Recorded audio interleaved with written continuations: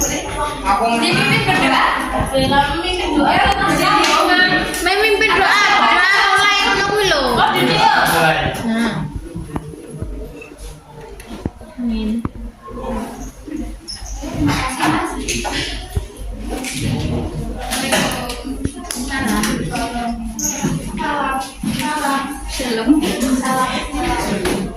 Ini habis semua. Apa ada yang nggak masuk? Aktif 5. Jaga kantin 2. Oke Mbak. Persepsi dulu aja ya. Baik. Jadi aksi semuanya. Oke. Pertama ada bagian ya.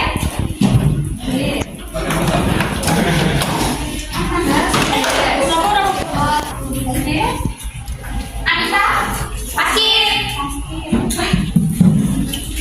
Nanti sambil sebut nama panggilannya ya. Anzana, saya. Panggilnya Zana. Ya. Ya.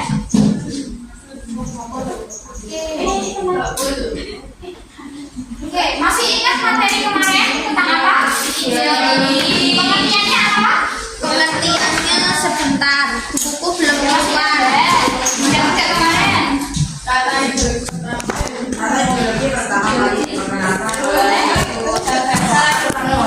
Dusta dan literasi. Ahli filsuf dari Perancis. Padeku ya Mbak? Apa? Padeku. Oh, padeku. Oke. Jadi kita akan membahas selanjutnya tentang dua sifat ideologi. Apa itu dua sifat ideologi?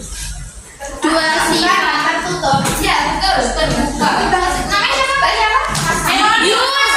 Yun. Betul ya, bahasa asal. Hari ini kita akan mempelajari mengenai ideologi terbuka dan ideologi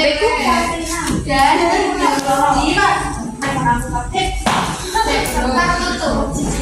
Ini Mel. Kalian pernah dengar kata ini dulu? Kalau ideologi itu kan apa? Kalau ideologi terbuka berarti bahasa terbuka maksudnya bisa maksudnya itu berarti gagasan yang menerima adanya perbedaan perubahan. Kalau misalnya yang ideologi tertutup berarti gagasan atau pemikiran yang tidak bisa menerima adanya perubahan atau perbedaan. Catat aja ya, catat dulu. Ini simpulnya kita buka tertutup atau pikiran yang selanjutnya kita akan mempelajari lebih lanjut terkait dengan ideologi terbuka dan ideologi tertutup. Boleh agak mau ya.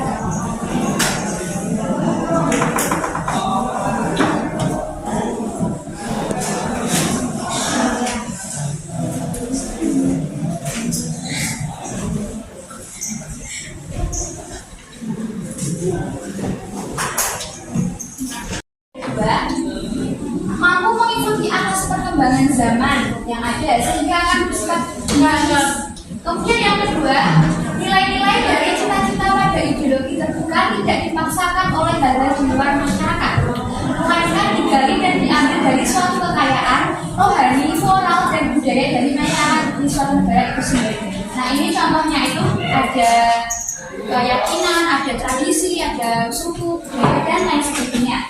Nah ini contoh negaranya. Ada Indonesia, Korea Selatan, Amerika Serikat, dan Swedia. Nah, negara-negara ini termasuk negara yang demokratis. Ini sistem pemerintahan yang demokratis. Demokratis itu apa? Yang tahu? Pemerintah rakyat.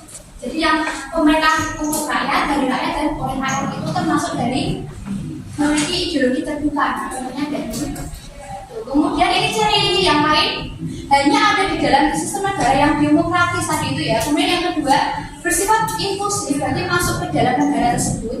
Kemudian tidak totaliter dan tidak dapat dipakai untuk melegitimasi kekuasaan atas sekelompok orang. Kemudian yang ketiga, cita-cita bangsa dapat dicapai secara bersama-sama dan telah disepakati secara demokratis. Jadi ini semua masyarakat itu bisa saling mengungkapkan pendapatnya di dalam ideologi terbuka. Kalau tertutup itu nggak bisa dibatasi aksesnya.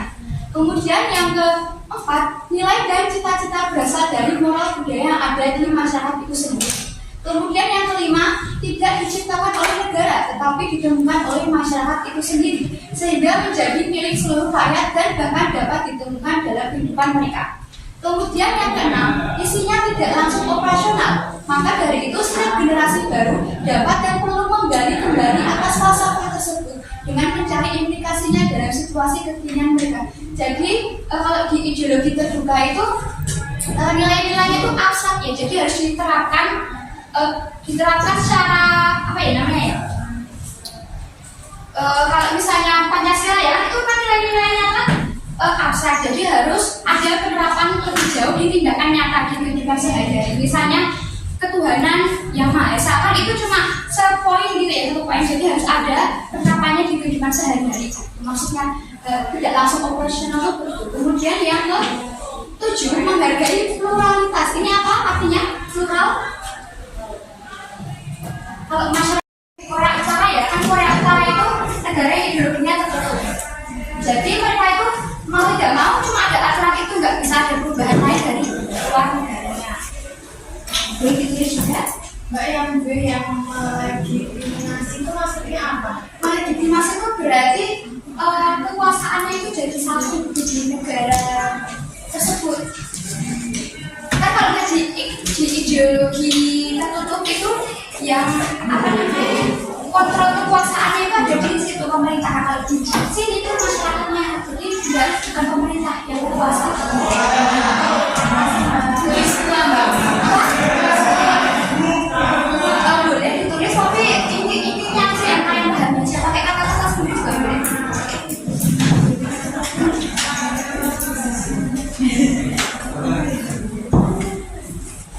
Jadi sebenarnya ciri-cirinya itu gak cuma ini ya, ada banyak, tapi ya ini kesimpulannya.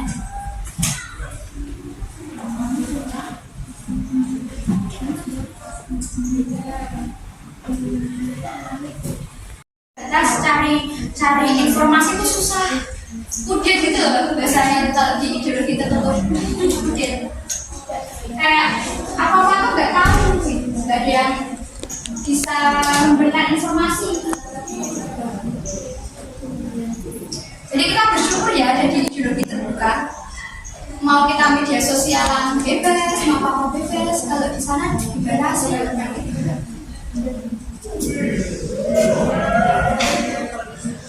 Terus juga kalau misalnya Korea Utara kan masyarakat nggak bisa pindah negara, kayak susah gitu. Militernya kuat-kuat di ideologi tertutup.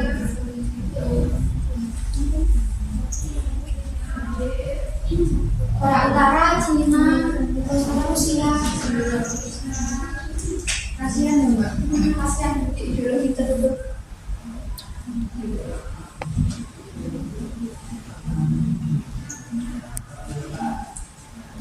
Terus ibu tuh pernah lihat di YouTube ada vlogger gitu ya, selama video itu datang ke Korea Utara, tapi itu dia tuh nggak bisa merekam.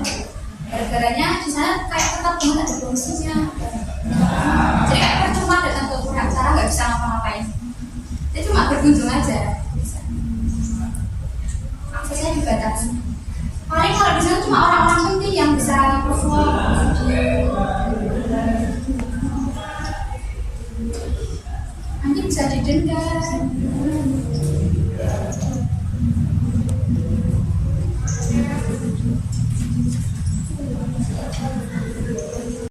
Sampai sini ada ini ditanyakan? Ya. Nah ini glosarin atau istilah-istilah yang mungkin kalian belum pernah mendengar tadi ya. Dogmatis, a priori, otoriter, wewenang. Kalau totaliter itu bagaimana dirasa pribadi. Atau dinamis itu menyesuaikan diri dengan keadaan dan sampai sini ada ininya sebelum ada quiz. Langsung aja quiznya. Tulis 10 menit aja, banyak. Tidak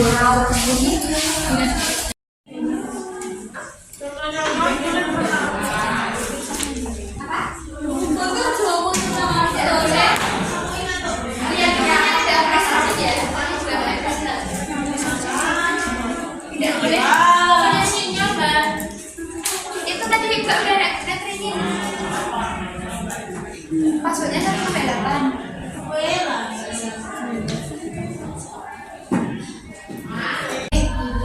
Mbak cukupkan dulu untuk dari ini kita bisa mengambil kesimpulan tentang belajar sejarah ini. Kita tentang selanjutnya tentang ideologi terbuka dan ideologi tertutup. Pengertiannya apa tadi? Gagasan atau pemikiran yang mampu menerima adanya perubahan dan perbedaan. Kalau ideologi tertutup, gagasan atau pemikiran yang tidak mampu menerima adanya perubahan. Kalau sifatnya atau cirinya tadi apa? Cirinya? Kalau yang terbuka itu sifatnya dinamis dan fleksibel. Kalau ideologi tertutup mutlak, a priori sama dogmatis. Sampai ini ada yang ingin tanyakan sebelum ibu tutup? Boleh ditutup? Boleh. Oke, berdoa dulu dipimpin oleh salah satu. Jadi, boleh?